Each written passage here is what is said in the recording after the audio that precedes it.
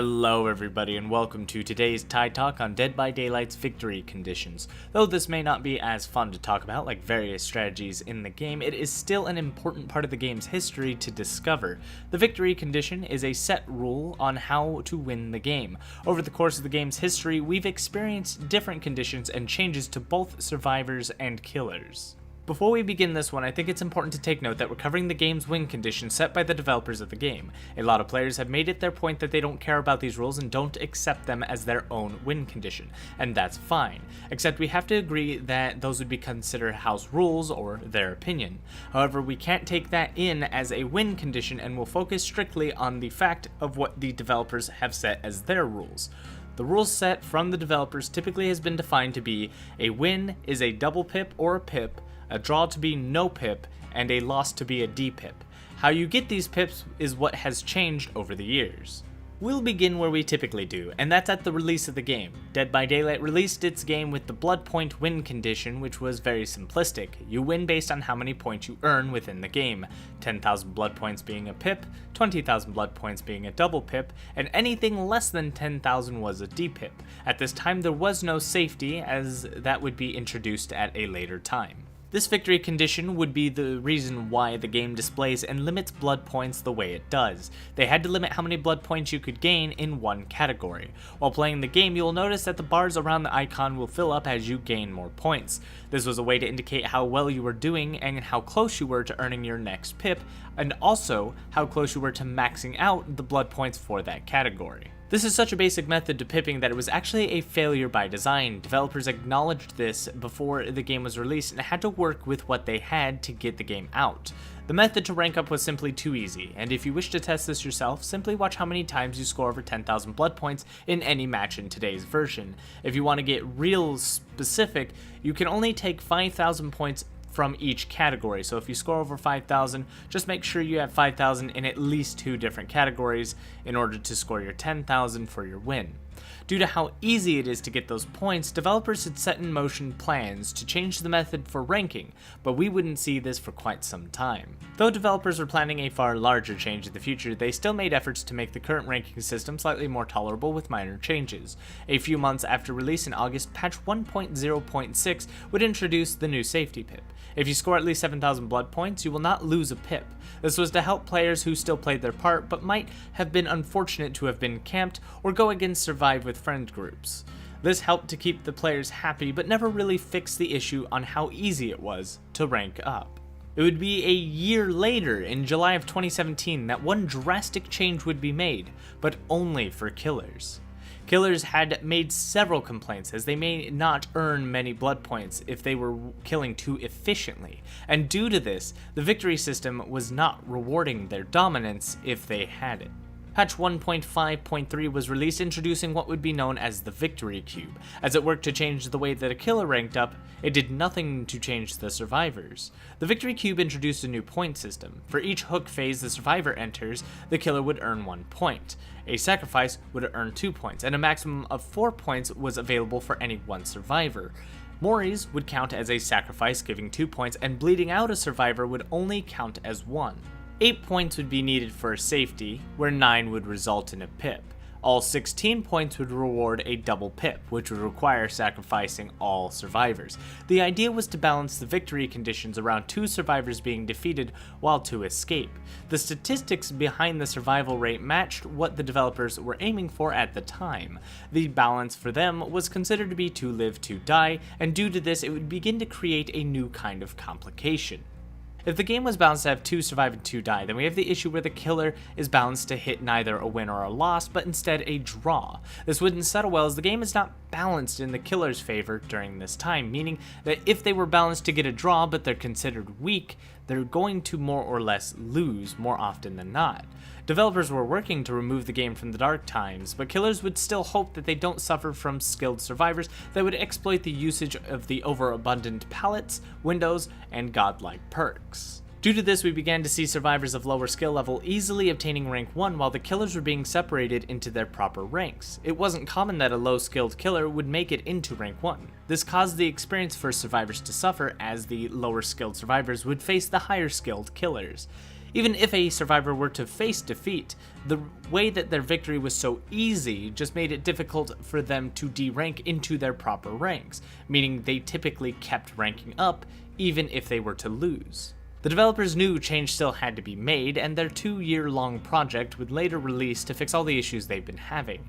April 2018, patch 1.9.4 would release the Emblem System, something we should be familiar with today. The Emblem System would introduce the developers' fix for the issue they had since release. This Emblem System would change both killers and survivors for the better. Now, there are 4 categories for both Survivor and Killers. These categories require specific tasks to earn points in that would grant you a certain rank in that emblem. Score high enough in the ranks in the emblems, and you'll be able to pip. Survivors got points for surviving, working on generators, healing others, and being chased by the killer. While the killer was awarded points for how long the generators remained, how many sacrifices they got, hooking survivors, and hitting survivors often. The Emblem System would both fail and succeed at what it tried to do. It released designed with the intention to create a push and pull win condition, where the survivors doing well would cause the killer to suffer in terms of their potential to win the match. However, it failed to make the push and pull effect, but it did succeed in separating blood points from the victory condition, causing a slight increase in the difficulty of ranking up. It would be the first step towards allowing players to recognize skill with rank rather than just how much you've been playing the game. Now, players would be rewarded blood points as an incentive for doing more than what is required, while also being tasked with an objective. The objective, of course, still being worth blood points itself. In a way, this was an attempt to extend the game through an incentive of doing additional tasks while also trying to measure skill. Cleansing totems, sabotaging hooks, and even searching chests were not tasks that were for emblems, but instead would give the player points and require skill to accomplish while also trying to maintain your emblem. As said before though, they failed to make the proper push and pull, which means both Survivor and Killer could easily farm off each other in order to gain higher emblems. Although the emblems were not terribly difficult to obtain, it was harder than the blood point system before. Players both loved and hated this, as it was not as simple as collecting blood points to win. Ultimately though, it was the right direction. Not too long after the release of this Emblem System, players would begin to complain about being at rank 1 still. Content creators, fog whisperers, and players would all begin to disconnect in order to intentionally reduce their rank to have a more casual experience. The issue got so big that the developers responded, taking feedback from a very select few elite group of players. The elite group was not comprised of very skilled players, but instead just comprised of friends and fog whisperers that were able to push the issue themselves that it was too easy to rank up and it should just be difficult. And that, unfortunately, was not a fix we needed, but instead something that would make a system that was the right direction turn into a massive problem. March 2019, patch 2.6.0 would release the change for emblems that would create a curved difficulty based on your rank. The higher the rank, the harder it is to reach a pip. The largest issue with this was that the emblem system was not balanced over such a high requirement of the current system, as it's not always possible for players to perform well in all categories. Originally, they were balanced around allowing players to focus in one play style and to be rewarded if they played that style well. Killers didn't have to focus only in killing when the system was first released. Killers could have focused on torturing survivors by striking them several times and defending the generators rather than rushing sacrifices. Survivors could have avoided working on generators as they served as bait or the ones who distracted the killer, or even just saved their allies and focused on being the healer. But with the release of patch 2.6.0, this would change everything. Players will now have to be lucky enough to perform well in every category and be sure that both sides play well in order for each category to even be attainable. For example, killers not only have to sacrifice survivors, but also have to rehook them several times for both their devout and malicious emblems to be high.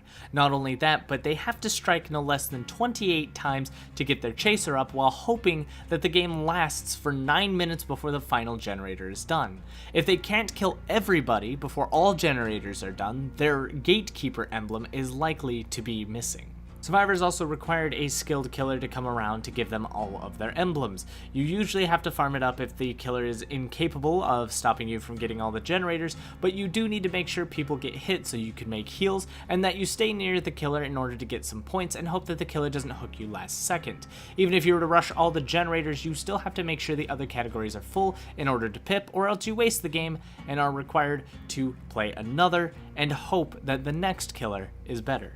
This is the system we're familiar with today. Though it's not the best system and currently in a bad state, it was an important system that was necessary. This does make it difficult for players to find the motivation if victory is hidden behind luck, but we need to understand the victory system so that we better understand the balance of the game. Balance is achieved when both sides have a fair chance to win through their input in the game. If both killers and survivors have equal say in their input and have equal opportunities to make the choices that could lead to their victory, then we could easily say that we've achieved balance. With the current system, it fails to find that balance since the input is heavily reliant on the other side. Balancing the game in its current state could be difficult, as we have to ask what the goal of the game is first. With our current understanding of the game, it should judge players based on how well they finished their objective. The Victory Cube was a perfect example for killers as it gave a very clear and direct rule to winning, but the game at the time was not balanced for kills, as it was very difficult for killers to kill everybody. The Emblem System allowed for a more varied style of play, but after its change it requires far more than just kills, and maybe just too much from everybody. If we're to seek balance for Dead by Daylight, then it's best for us to figure out what the objective is for both sides. A push and pull system is needed, as the better the killer does, the worse the survivors should do, and vice versa. Then we could balance the perks and powers around this to assure that both sides have a fair chance for their input to be impactful for their own victory. What do you think? Do you believe the game should be more kill-focused? Should survivors be required to strictly work on objectives? Or do you prefer players to do everything at a high level? Let me know in the comments down below. Thank you all for watching. We'll be continuing the Dark Times series shortly. We'll make the next set of Dark Times videos available early for our Patreon supporters, as they've made this all possible. If you wish to contribute or gain early access, follow the link in the description down below to the Patreon page. $1 a month helps bring these videos together, and I appreciate the support. And again, thank you all for watching. Don't forget to like, comment, subscribe, and as always, good game.